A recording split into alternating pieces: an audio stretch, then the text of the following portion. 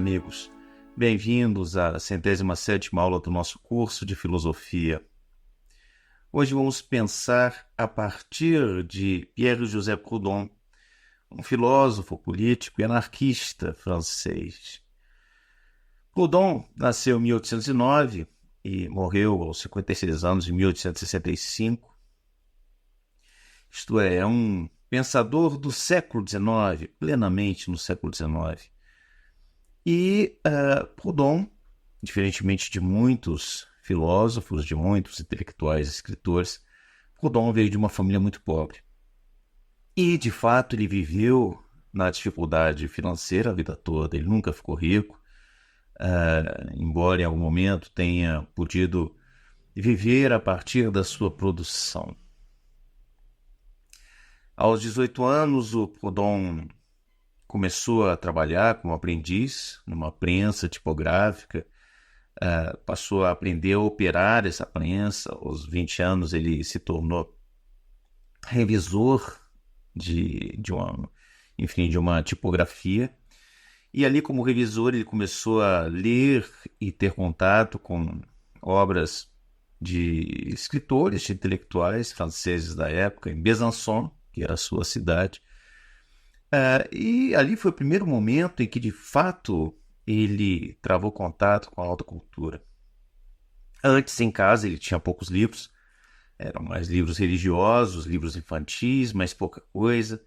E, de repente, ele começou a querer estudar, já aos 18, 19, 20 anos, não somente melhor o francês, mas também outras línguas. E, realmente, ele, para melhorar a sua técnica de trabalho, ele começou a estudar latim, começou a estudar grego, começou a estudar hebraico e passou a poder ler nessas línguas.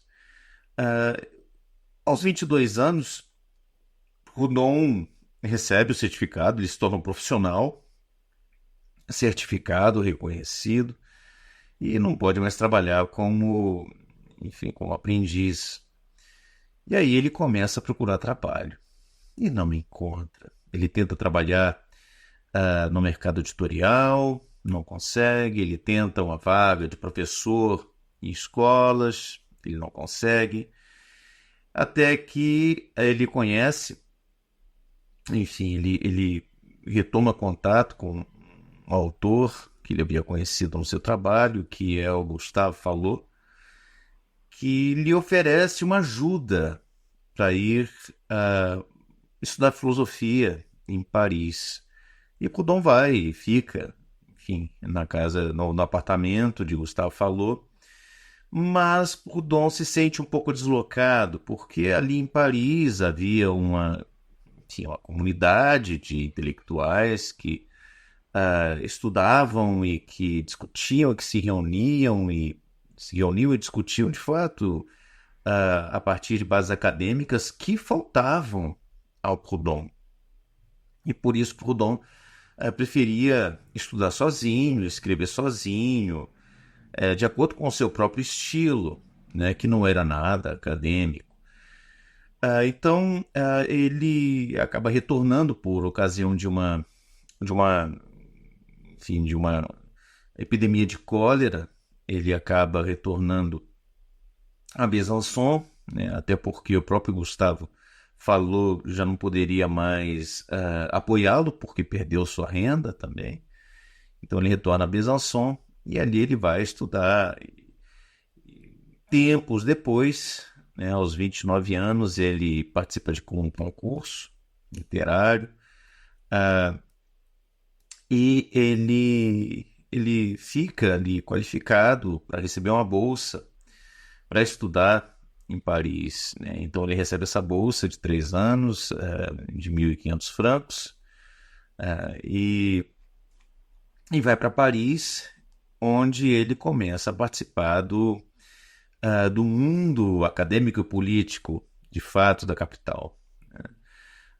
E pouco tempo depois, aos 31 anos, ele escreve aquele que foi o seu trabalho, o seu primeiro grande trabalho, aquele que lhe abriu as portas e que o tornou conhecido, abriu as portas para o mundo da política, né, e o tornou conhecido em toda a França, que é o seu livro chamado O que é a Propriedade. Tem tradução em tudo quanto é língua, inclusive já no século XIX mesmo ele estava sendo traduzido, ele foi traduzido para o inglês, foi traduzido para o espanhol e para várias outras línguas. E esse livro, Qu'est-ce que c'est que la propriété, é um texto, enfim, de leitura simples, no qual ele discute com economistas do seu tempo, economistas de vários países, ele discute com o Ricardo, discute com, enfim, com os fisiocratas e discute com muitos outros, né, sobre os princípios da economia. E ele faz uma abordagem que é eminentemente filosófica, ele se considera um filósofo em primeiro lugar.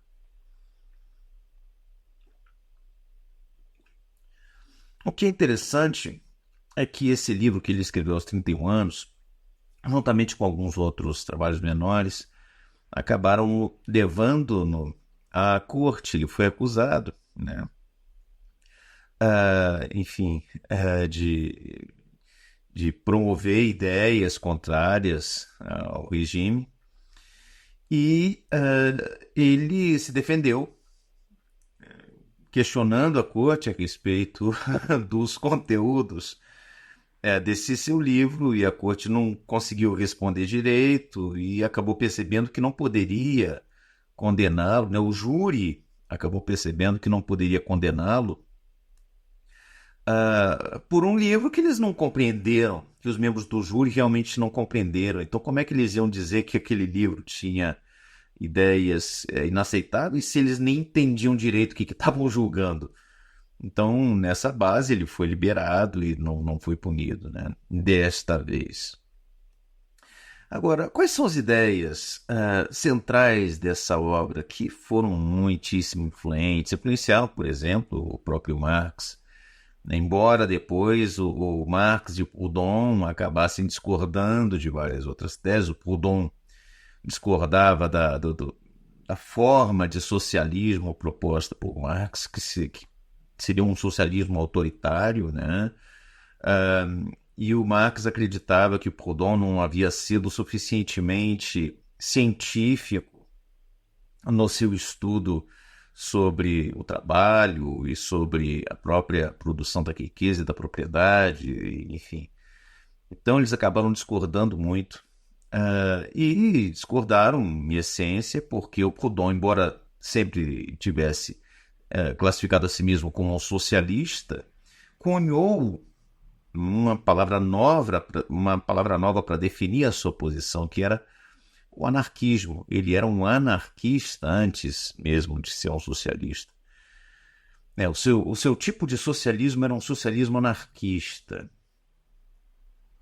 E é importante a gente perceber que socialismo significa muita coisa, né? O socialismo é uma forma, enfim, ou é uma ideia de uma forma de governo na qual as pessoas têm uma certa igualdade social, né, em que a própria sociedade é colocada como prioritária em relação à liberdade dos sujeitos, né? Então nós temos aqui um socialismo como uma ideia geral na qual cabem inúmeras manifestações políticas, inúmeras formas de organização política e de Estado mesmo. O socialismo, por si só, não significa nada. Para que falemos de socialismo, é necessário pensarmos o que de fato ele significa, o que pode corresponder desde um Estado totalitário, do tipo, enfim, da Coreia do Norte ou da União Soviética, até uma forma de social-democracia numa democracia liberal, né? Então, tudo isso pode estar englobado pelo socialismo, passando, evidentemente, por uma espécie de anarquismo social. Então, o anarquismo também, a partir de Proudhon, pode ser entendido de várias maneiras, desde um anarcocapitalismo até um anarquismo socialista, né, um social-anarquismo, passando por um anarquismo de caráter não capitalista, porém individualista. Então é possível entendermos o anarquismo de vários modos, como é possível entendermos o socialismo também de vários modos. E o socialismo de Proudhon era um socialismo anarquista. Para Proudhon, o grande inimigo do homem e da liberdade humana, que era muito valorizada por ele, era o próprio Estado, um Estado tirânico, um Estado dominador. E é por isso que, em 1851, num livro chamado A Ideia da Revolução, ele diz o seguinte: ser governado, diz Proudhon, é ser vigiado, inspecionado, espiado, é ser legislado, numerado, regulado, inscrito, doutrinado, pregado, controlado, verificado, estimado, avaliado, censurado, comandado por criaturas que não têm o direito, nem a sabedoria, nem a virtude de o fazer. Ser governado, diz Proudhon, é ser, em cada operação e cada transação, anotado, registrado, contado, taxado, carimbado, medido, numerado, avaliado, licenciado, autorizado, admoestado, impedido, proibido, reformado, corrigido, punido. É, sob pretexto da utilidade pública e em nome do interesse geral, ser colocado sob contribuição, perfurado, espoliado, explorado, monopolizado, extorquido, espremido, enganado, roubado.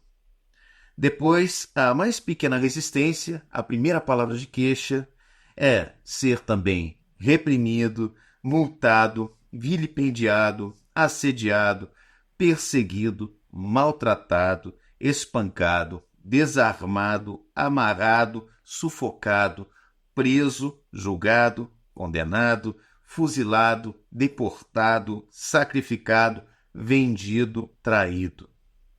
E, continua Proudhon, para coroar tudo, ser governado é ser escarnecido, ridicularizado, humilhado, ultrajado, desonrado. Esse é o governo, diz Proudhon. Essa é a sua justiça. Essa é a sua moralidade. Esse texto está na ideia geral da Revolução de 1851. Então, o Proudhon a posição do Proudhon é evidentemente anti-estatal. Ele é um anarquista. Ele detesta o Estado. E ele detesta toda forma de poder e opressão sobre o homem. Então, nesse sentido, ele vai discordar profundamente das propostas de Marx, embora não faça isso de modo público. Ambos trocavam cartas, eles se conheceram em Paris e trocavam cartas. Mas o Marx, naquela época, né, ainda não era o Marx conhecido, ainda era um jovem intelectual, brilhante, cuja fama ainda estava restrita, né, ao círculo de intelectuais radicais na França e na Europa daquele período. Então eles trocavam cartas, mas o Proudhon nunca se refere ao Marx nos seus textos, né? E ele discordava, a rigor, do Marx, justamente no sentido que Marx propunha uma ditadura do proletariado, um Estado forte, que, enfim, seria o Estado composto pelos próprios trabalhadores, mas de forma ditatorial. Proudhon detestava isso. E mais, o Marx estava interessado na formação de uma organização política, e o Proudhon entendia a necessidade de uma organização política sob a forma de uma associação de trabalhadores. Mas o Proudhon era contrário a todo tipo de partido político, porque, evidente, se ele era um anarquista, ele não podia fazer parte, nem comandar, nem criar nenhum partido político. O anarquista, por definição, não é um homem de partido, né? Porque o partido político luta pelo poder no Estado. E o anarquista justamente não quer o Estado. Ele rejeita a ideia de um poder do Estado. Então, de certo modo, assim, para Marx, o Proudhon era um tanto quanto ingênuo, né? Porque o Marx estava interessado justamente em fazer uma revolução estatal e manter o Estado, mas de outro modo. O Proudhon queria desaparecer com o Estado. Agora, é muito interessante que o Proudhon estava muito focado num outro tipo de organização, né? Numa organização, de certo modo, centrada no próprio trabalho do trabalhador, que deveria reunir-se com os outros trabalhadores e, assim, estabelecer um regime mutualista ou cooperativista de trabalho. A ideia aqui é a de que o trabalhador deve ser proprietário, junto com os outros trabalhadores, dos meios de produção, das empresas, né, das fazendas, das empresas comerciais, da indústria. É a ideia de que ninguém deveria ser explorado por alguém que receberia, enfim, uma renda sem trabalhar.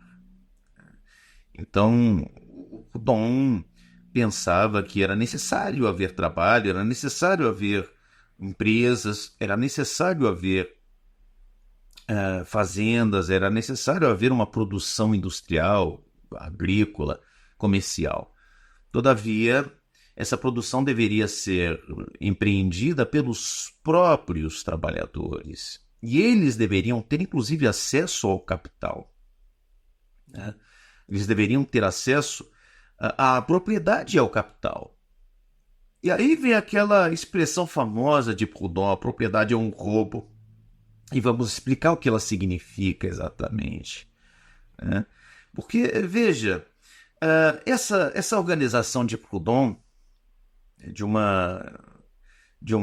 mutualismo, como ele chamava, que no fundo é um tipo de cooperativismo, em que os trabalhadores se ajudam, né,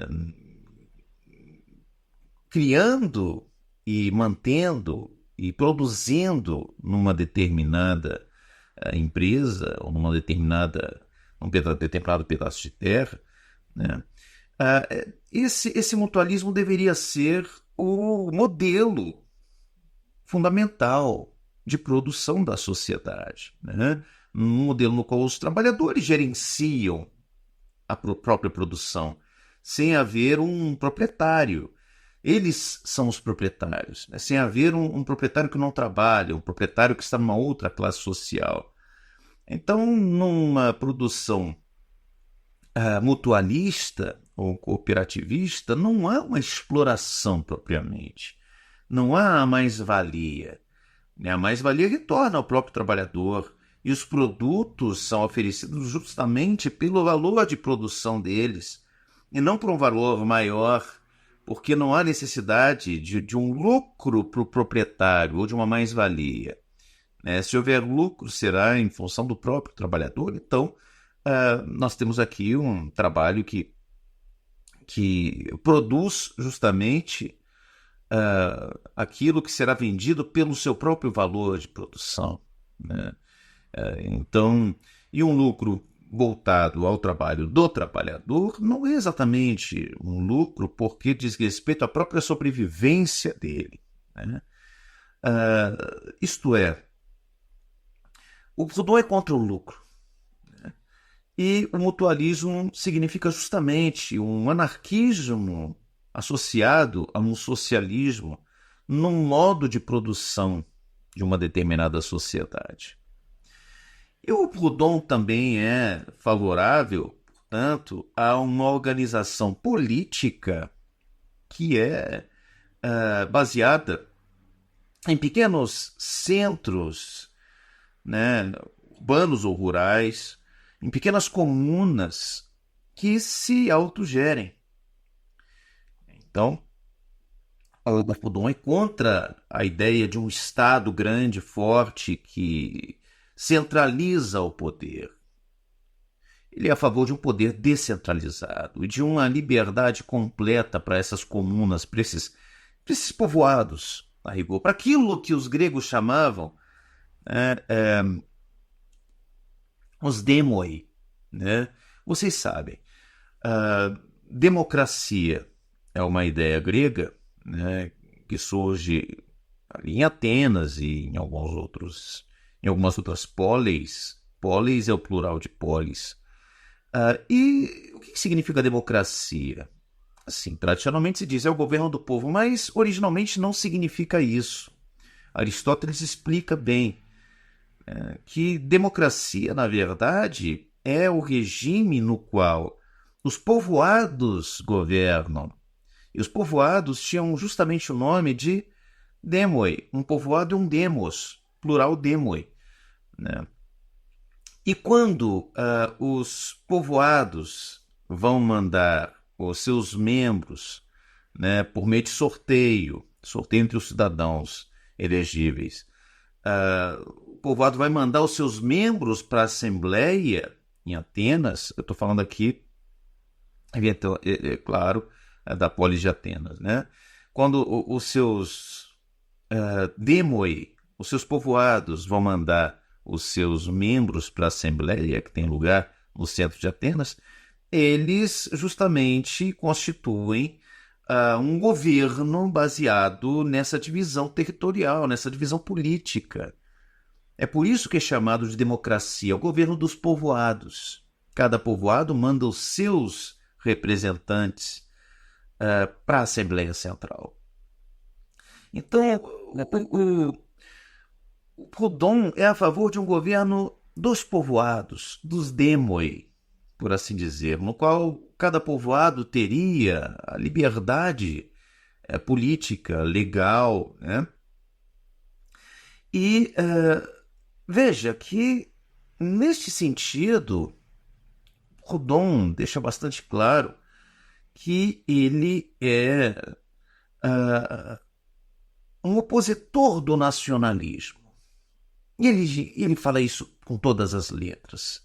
Ele se opõe ao autoritarismo, à ditadura, à guerra, ao militarismo e ao nacionalismo. Ele acha que o nacionalismo é uma grande estupidez e que só causa mal, né? E ele sonha com um tempo em que as pessoas vão dizer de onde vem, não de um país, mas de uma cidade de onde vem, e que todas as cidades comporão, né, o panorama da humanidade, mas não os países, as cidades, os demoi, por assim dizer, né, as comunas, por assim dizer.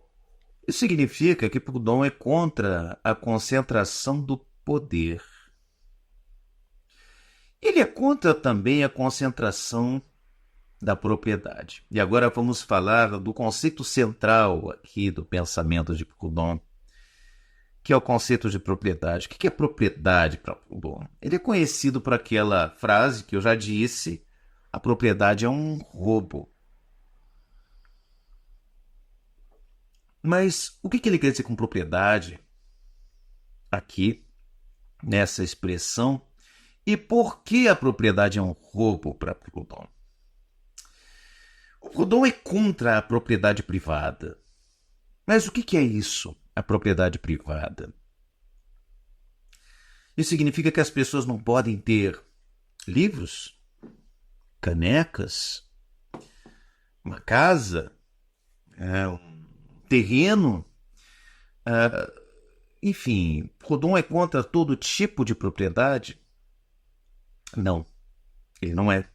Ele é contra a propriedade produtiva nas mãos de alguém que não trabalha. Porque para ele, uma roupa, um livro, uma caneca, ele não dá nem um nome de propriedade a isso. Ele dá um nome de possessão. E a possessão, ele diz, é importante, é necessário que se tenha a posse de uma casa para morar, com segurança. Enfim. Dos produtos que você cria, que você produz com seu trabalho, das coisas que você troca ou compra com o fruto do seu trabalho, das suas roupas, dos seus instrumentos, né, de trabalho ou de lazer, você precisa ter a posse disso tudo. Então, veja, o Proudhon, a rigor, se opõe à propriedade, por exemplo, de terras mais extensas do que aquelas que você pode arar, de fábricas nas quais você não vai conseguir trabalhar, não vai produzir tudo. Ele se opõe à propriedade de imóveis para o aluguel.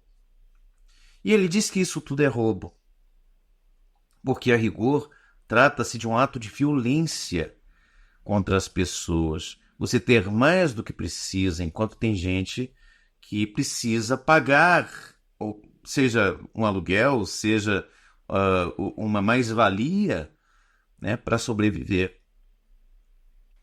Para Proudhon, a questão da posse e da propriedade está ligada a duas espécies de relação do homem com a coisa, ou com a terra, ou com a fábrica. Né? Existe uma propriedade de fato, que é a possessão, que é o uso que a pessoa dá àquilo. Né? É o rendeiro, é a pessoa que trabalha numa terra arrendada, é a pessoa que trabalha com um equipamento alugado, é a pessoa que usufrui de uma casa alugada.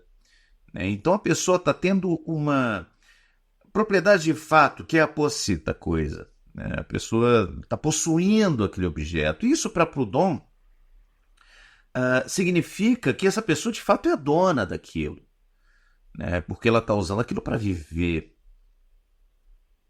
E há a propriedade de direito. Então, a possessão é uma questão de fato. A propriedade é uma questão de direito. A posse é uma questão de fato. A propriedade é uma questão de direito. Em que a pessoa é proprietário de terras, por exemplo, e arrenda essas terras. E aí ganha dinheiro com o trabalho do outro que está usando aquela terra para sobreviver. Mas o proprietário das terras não está trabalhando. Ou então aquele que tem vários imóveis e aluga esses imóveis. E aluga para quem precisa morar em algum lugar para sobreviver. Só que quem aluga o imóvel, enfim, não está trabalhando, não está fazendo nada, só está recebendo o dinheiro do trabalho do outro. Né? Ou aquele que tem rendas aplicadas, é a mesma coisa para Proudhon. Está vivendo à base do trabalho de outras pessoas, por exemplo, quem investe em fundos, que tem ações na bolsa, está vivendo com base no trabalho dos operários, cujo trabalho está produzindo mais-valia, que está produzindo lucros para os sócios da empresa, para quem tem ações na empresa, e esses lucros é que vão dar o rendimento para a pessoa que tem aquele dinheiro aplicado. E por que isso é um roubo?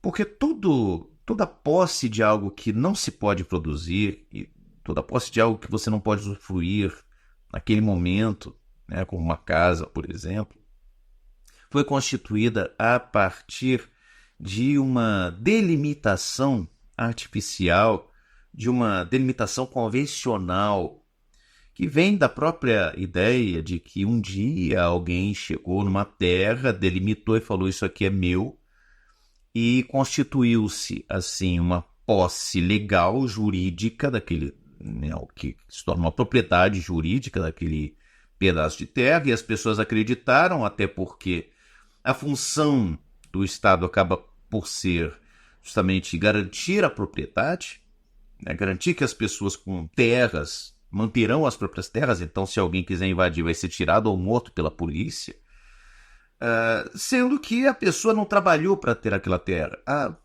E quem trabalhou para comprar uma fazenda enorme de centenas de hectares? Bom, essa pessoa certamente não trabalhou a partir do seu próprio esforço, porque isso é impossível. Ninguém consegue, pelo seu próprio esforço, isso de acordo com Proudhon, ter tanto dinheiro assim para comprar terras que não serão trabalhadas por ela. Essa pessoa certamente trabalhou, entre aspas, explorando o trabalho de outros, né? Então essa pessoa usou o trabalho de outros para enriquecer, seja numa indústria, seja numa fábrica. Isso de fato não é trabalhar para Proudhon. Até porque ninguém cria uma fábrica do nada. É um trabalhador que fez uma fábrica, não. Ele recebeu esse dinheiro por herança. Ou ele recebeu esse dinheiro justamente por ter explorado alguém, ter tido um capital inicial pequeno e conseguiu encontrar um modo de explorar outros seres humanos, né? E multiplicou esse capital, e multiplicou, e multiplicou, e multiplicou até ter um capital suficiente para comprar ou montar uma fábrica, ou uma fazenda, uma grande companhia de comércio.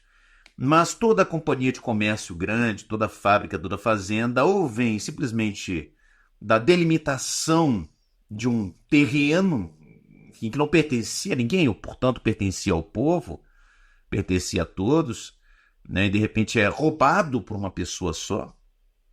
Ou então vem por meio do roubo do trabalho e da vida dos outros, por meio da exploração de funcionários. Então, Proudhon não é contra o trabalho, ele é contra a exploração. E mais ainda, ele afirma que não há uma diferença de natureza entre o trabalho do escravo e o trabalho assalariado. Nos dois tipos de trabalho, há uma exploração da vida do outro.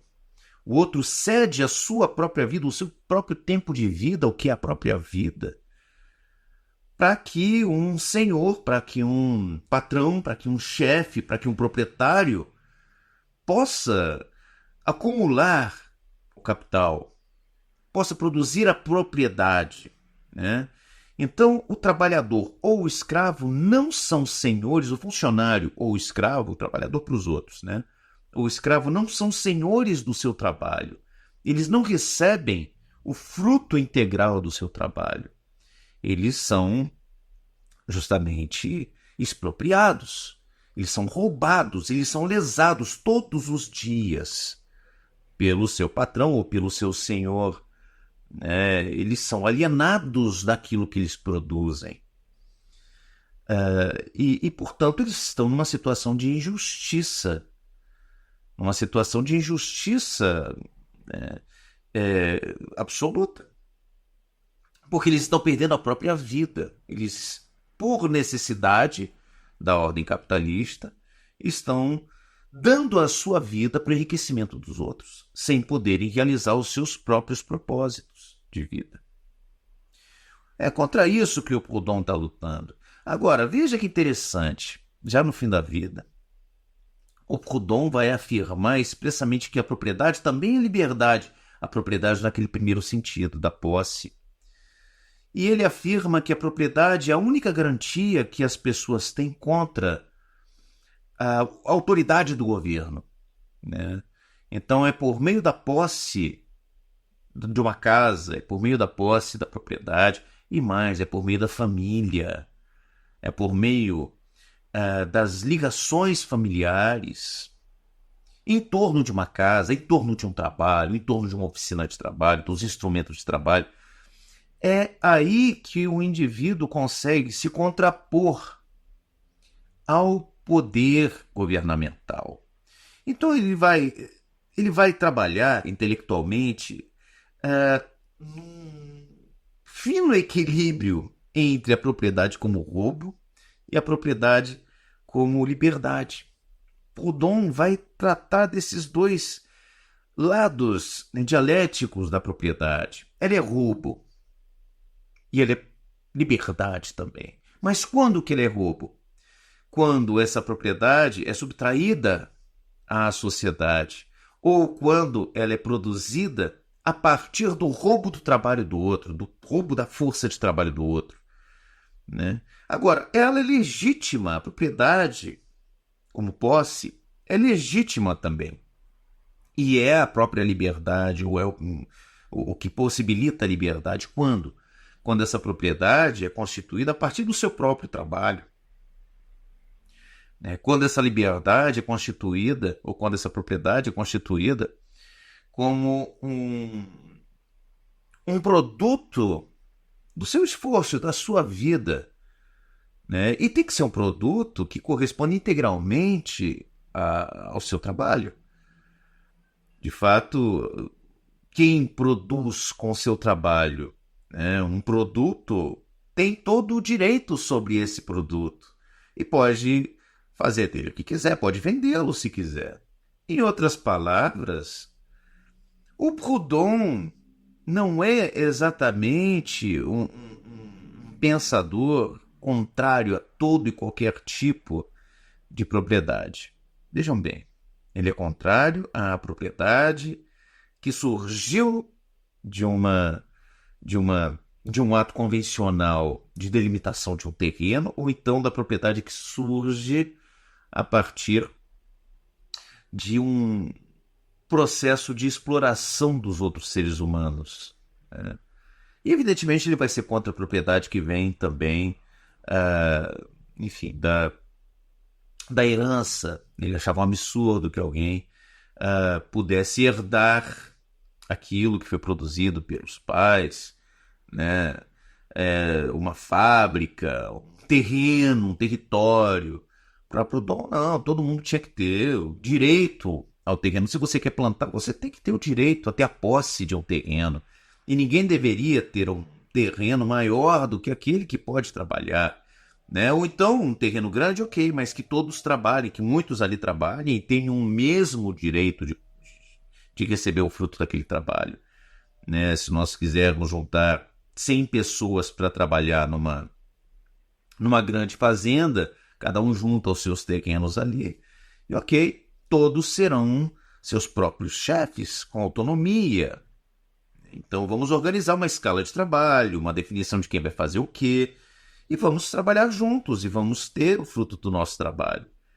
Agora, uma família única controlando uma vasta porção de terra e botando gente para trabalhar, para ser expropriada, colonos, agricultores, rendeiros, para trabalhar naquilo, o Proudhon acha que é pura e simplesmente uma violência contra essas pessoas, uma violência garantida pelo Estado, uma violência perpetrada e suportada pela própria lei. Então, nesse sentido, o Estado é o agente da violência.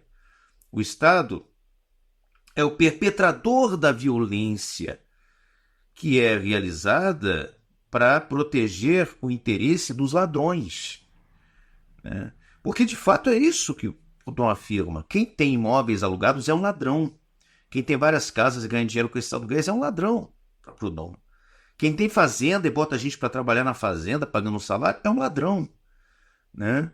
Quem tem investimentos e ganha renda, né, a partir do trabalho dos outros, porque essa renda vem de algum lugar, é um ladrão. Ok? E, portanto, nesse sentido, a propriedade é um roubo. E quem tem esse tipo de propriedade é um ladrão.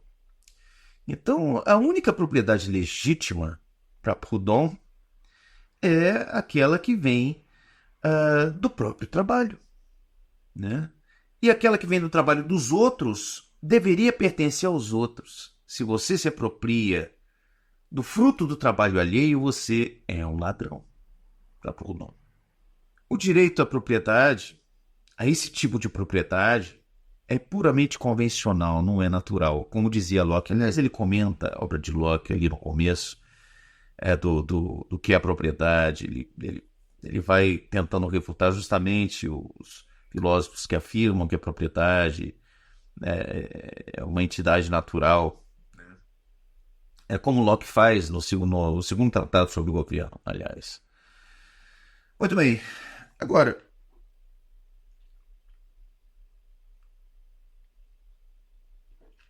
essas ideias são interessantes e elas servem como ocasião para o pensamento.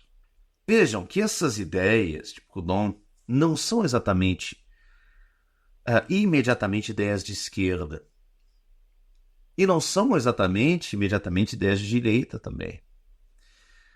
Proudhon certamente seria um antimarxista.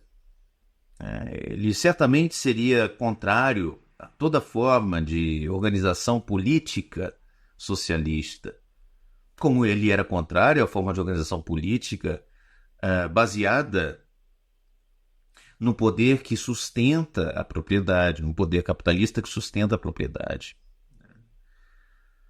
E é curioso que Proudhon foi interpretado e acusado de tudo. Alguns radicais compreendiam que Proudhon, ao fim da vida, havia se voltado para uma posição ultraconservadora. E por que isso? Porque, em primeiro lugar, ele recusava a ideia de um partido político comunista ou socialista. Anarquista, evidentemente, não fazia assim nenhum sentido. Mas ele recusava partidos políticos. E também ele recusava o poder do Estado sob a mão dos trabalhadores. E, além disso, ele reafirmava a necessidade da existência de uma propriedade individual, como a posse. Né? E, finalmente, Proudhon considerava que a família era fundamental, que era preciso reforçar a família. O pai, a mãe e os filhos, a família entendida nesse sentido. Ele considerava que a família era um núcleo da sociedade. E mais, no século XX, num tempo justamente de emancipação feminina, que já estava em jogo no século XIX, o Proudhon foi denunciado. Por que isso? Proudhon escreveu um livro a respeito das ideias feministas. Esse livro é pouco discutido.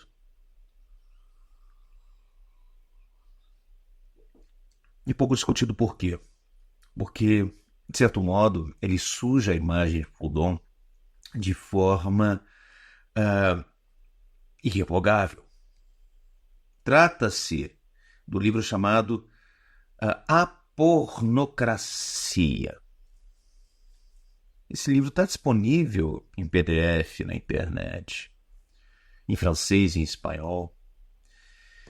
E se vocês tiverem a curiosidade de baixá-lo, vocês vão descobrir que é o livro mais misógino provavelmente já escrito na história da humanidade. É um livro é um livro polêmico, evidentemente. Proudhon fazia polêmica ali. É um livro absolutamente misógino, absolutamente antifeminista. E ele ali, de fato, considera que a mulher não é absolutamente igual ao homem. Mas não se trata simplesmente de falar, não é igual por quê? Porque é diferente, ocupa uns lugares diferentes. Não, ele diz que a mulher é inferior ao homem. E ele tem tirado as polêmicas, especialmente na última parte que ele trata mais livremente sob a forma de aforismos ou de pequenos parágrafos, né? Ele tem algumas tiradas que são agressivas e ofensivas mesmo. Ele diz, por exemplo, a mulher só tem dois caminhos. Ou ela é uma dona de casa, ou ela é uma meretriz. Né? E o jovem deve estar preparado para, logo no primeiro momento que ele se casar com a jovem, com a mulher, se tornar, né, o senhor dessa mulher e subjugá-la, inclusive fisicamente. E que a mulher espera ser subjugada, a mulher espera ser controlada. E que ninguém deveria casar, por exemplo, com uma artista porque elas são independentes demais. E coisas nesse nível, tá? é um livro ofensivo mesmo, ofensivo não só para as mulheres, é ofensivo para os homens que entendem a igualdade essencial dos homens e das mulheres. E daí vem uma questão muito, muito importante. Por que Proudhon tem um discurso? O Proudhon, que é um dos campeões do anarquismo, um dos campeões da ideia da igualdade de todos os homens, de todos os seres humanos, né? O Proudhon que defende o fim do Estado, o fim do nacionalismo, o fim das guerras, o fim do militarismo, o fim do autoritarismo, da ditadura. Por que esse Proudhon defende de forma tão ofensiva essa posição a respeito das mulheres, da subjugação das mulheres, da inferioridade das mulheres? Ele está dizendo que as mulheres do tempo dele, né, as mulheres ali de meados do século XIX, de 1850, as mulheres já não são mais as mesmas. As mulheres estão se tornando, enfim, com seu projeto de emancipação, e ele usa exatamente esse termo de emancipação feminina, elas estão se tornando intratáveis. E elas não querem mais casar, não querem mais se casam, não querem mais ter filhos. Elas querem ter uma profissão, elas querem ser iguais aos homens. E ele acha que isso é terrível e que as mulheres do passado é que eram boas, que as mulheres já não são mais confiáveis. Vejam bem, trata-se de um discurso que de geração a geração se perpetua. E hoje nós temos o fenômeno das red pills, né, dos influencers red pills.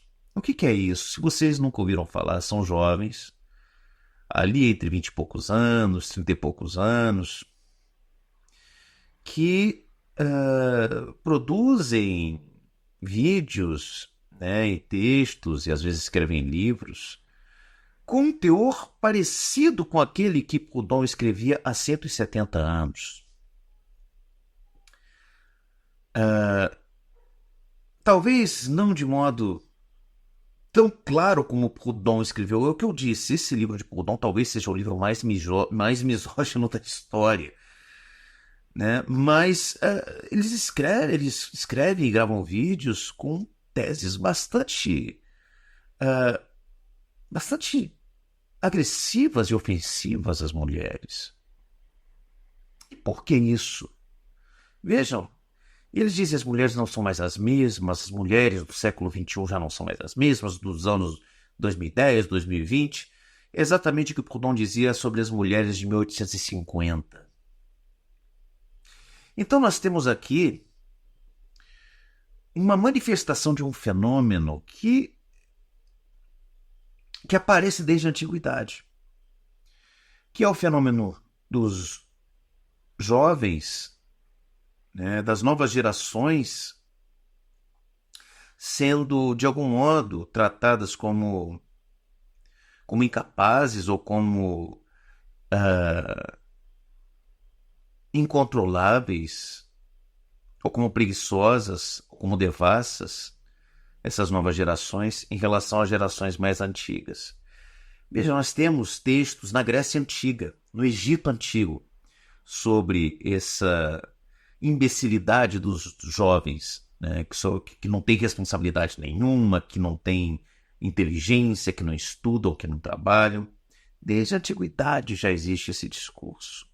E é um discurso que se renova a cada geração. Parte das pessoas que estão chegando ali aos 20, 30, 40 anos, e às vezes até mais, pessoas que consideram os jovens como, ou no caso, as jovens, né, como pessoas que não serão capazes de responder à altura dos desafios de seu tempo. O problema é o seguinte: essas pessoas, esses jovens e essas jovens, são capazes, sempre foram capazes. Os jovens amadurecem, né, e criam novas formas de viver. Então, por que existe esse discurso? Trata-se de um discurso que, a rigor, no século XVIII e XIX, recebeu um nome.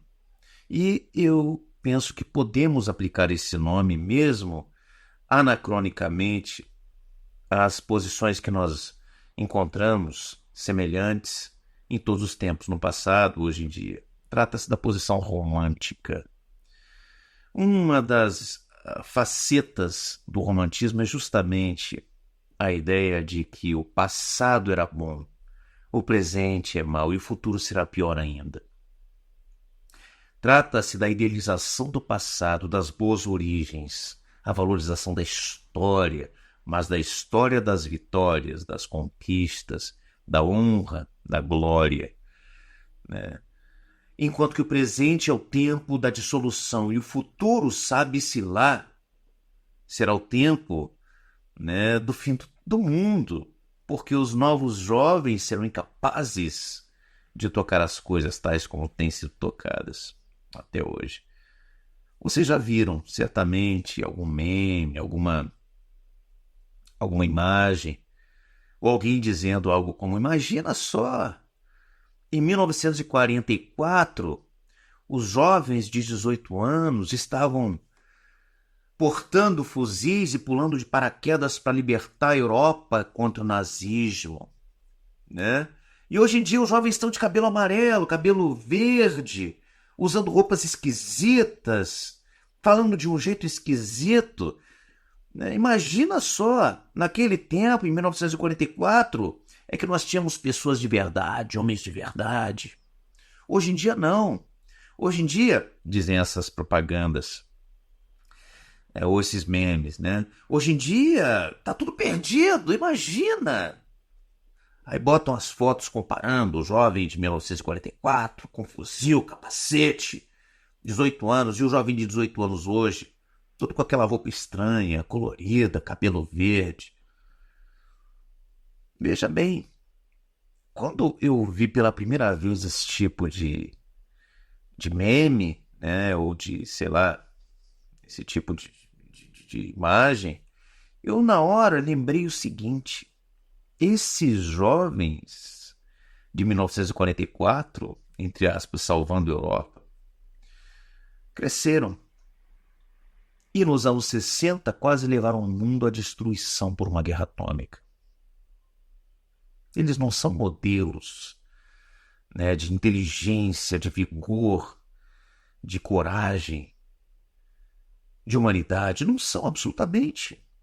Eles foram danificados pela guerra.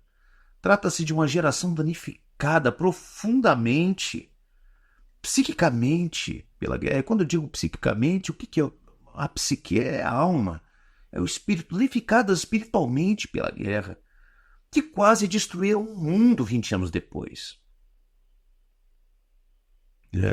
E hoje estamos juntando os cacos, né, e tentando estabelecer um novo tipo de consciência que ultrapasse essa consciência doentia da Guerra Fria, que ainda está presente na Europa, nos Estados Unidos, na Rússia, né? E ainda bem que o Brasil não participou tanto da Segunda Guerra Mundial. Nós ficamos à parte, o Sul ficou à parte, de modo geral. A Segunda Guerra Mundial, a rigor, foi uma guerra do Norte. Foi uma guerra mundial para quem? Para a Europa. Uma guerra mundial para quem? Para os Estados Unidos. Para a Rússia foi uma guerra mundial. Mas para os países do Sul não foi uma guerra mundial, né? Aquilo que aqui chamamos de guerra mundial, na Primeira Guerra ou na Segunda Guerra Mundial, na verdade não foram guerras mundiais. É porque os europeus concebiam o mundo como Europa. Foi uma guerra europeia, uma guerra ali no norte da África, uma guerra no norte da Ásia. Mas ela pouco chegou ao sul. Então ainda bem que o Brasil não passou por aquilo, porque estaríamos muito mais danificados num nível muito profundo. um nível cultural, psíquico, espiritual muito profundo. E estamos, de todo modo, aqui no Brasil hoje, colhendo as rebarbas desse dano, né? Recebendo as consequências desse dano espiritual provocado na Europa, nos Estados Unidos, na Rússia, no tempo de Guerra Fria. Então, esse tema dos jovens que são piores hoje do que eram nos tempos passados, e das mulheres que, entre aspas, já não valem mais nada, que se tornaram pornês, né? O livro do Proudhon, a pornocracia. O que é uma pornê? Pornê é uma palavra grega que significa prostituta. Das mulheres que se tornaram, entre aspas, prostitutas. Esse tema é antigo. Esse tema, historicamente, já estava presente lá entre os gregos e entre os egípcios. E permanece hoje presente entre o povo do Red Pill. A que se deve isso? Bom, a partir de uma perspectiva freudiana, a resposta é muito clara.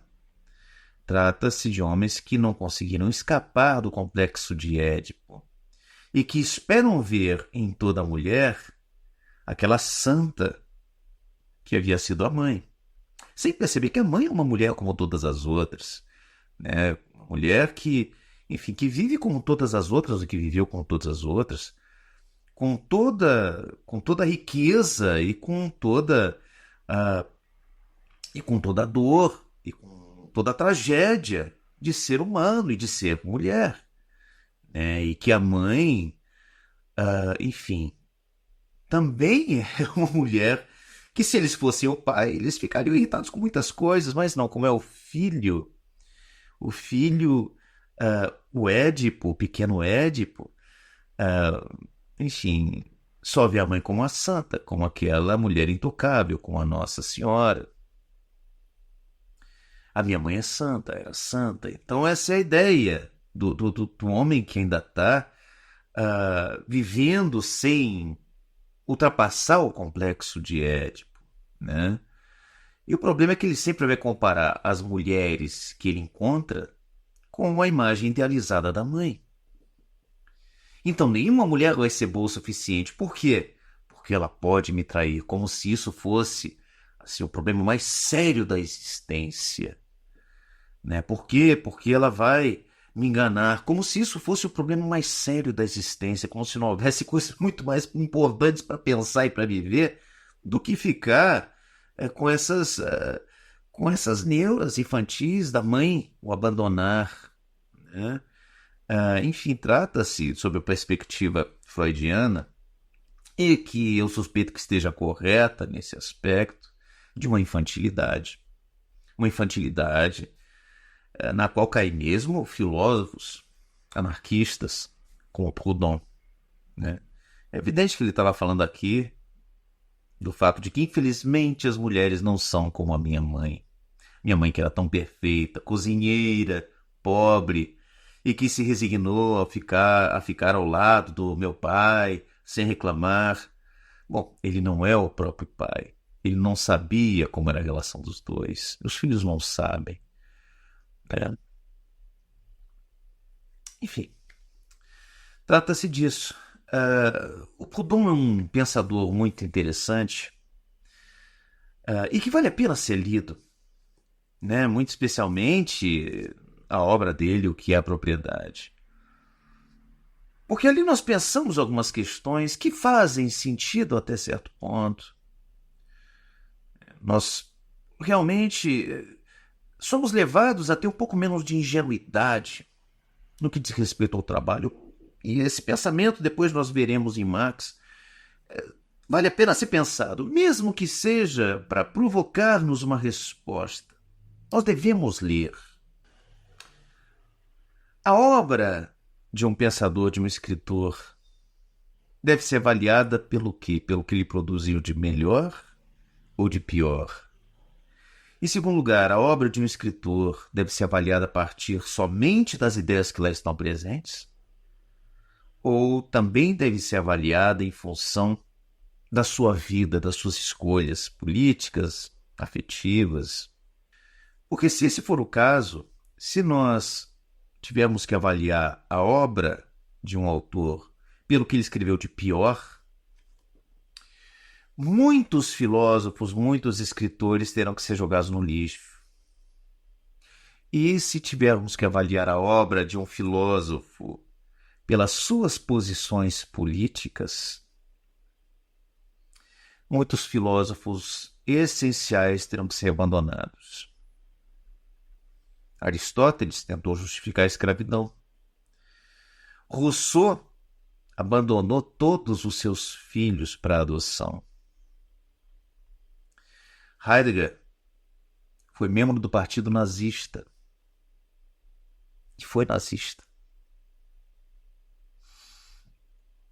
Um nazista diferente, mas ainda assim escolheu o reitor da Universidade de Berlim pelo próprio Hitler. E tantos outros filósofos com posições políticas ou pessoais, né, difíceis de serem acompanhadas. A minha sugestão, amigos, é que fiquemos com as melhores obras dos filósofos. E a minha sugestão é também a de que não tomemos a biografia de um filósofo como critério para decidir sobre a qualidade de sua obra. A obra de um filósofo deve operar na nossa inteligência. A biografia dele é irrelevante em relação a isso. Então, a filosofia de Heidegger, por exemplo, vai me provocar um impulso filosófico, independentemente de eu concordar com as suas posições políticas. Ela vai me provocar uma intuição fundamental. Ela vai me permitir percorrer o caminho do pensamento em seus variados níveis. E é esse o valor de uma obra filosófica. Não é se ele era nazista, se não era, se ele era racista ou se não era, se era, enfim, se apoiava um determinado candidato aqui no Brasil, se não apoiava. A rigor, isso não faz a menor diferença para a gente. O que nos interessa é o conjunto de intuições que aquela obra provoca na nossa inteligência, no nosso espírito. Ok? Enfim, essas são as reflexões suscitadas pela obra de Proudhon, tanto a obra boa quanto aquela que é inaceitável. Ficamos por aqui hoje. Tenham uma excelente noite, uma excelente semana. Tchau.